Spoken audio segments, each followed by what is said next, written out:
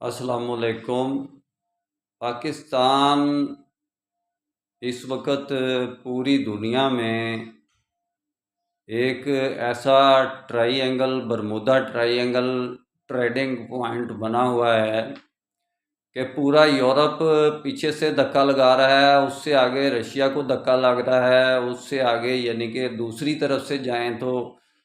ترکی سے پیچھے یعنی کہ یونان وغیرہ اور دوسرے کنٹری دھکا لگا رہے ہیں کہ تجارتی ٹریک ہم گرم پانیوں تک جائیں،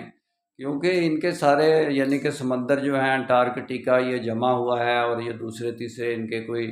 سمندری راستے کے تجارتی ٹریڈنگ ٹریک نہیں ہیں ان سٹیٹس کے۔ تو پاکستان ایک سونے کی چڑیا ہے، پاکستان ایک ایسا یعنی کہ ڈٹرمائن فیکٹر ہے گراؤنڈ ریالٹی کی بنیاد پر پوری ورلڈ میں اس وقت، کہ یہ تجارتی لحاظ سے پاکستان نہر سویز اگر مصر اس کی آمدنی پر اپنا بجٹ بناتا ہے اپنی کنٹری کا،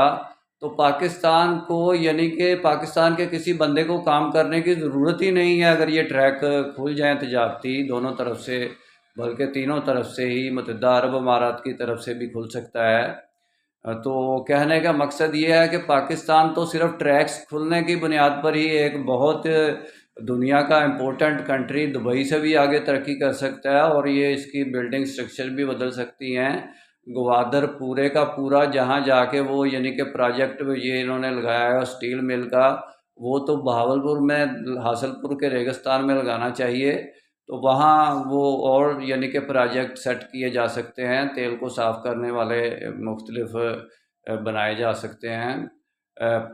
پروجیکٹ، تو کیونکہ ساحل کے کناروں پہ ہی ہوتے ہیں۔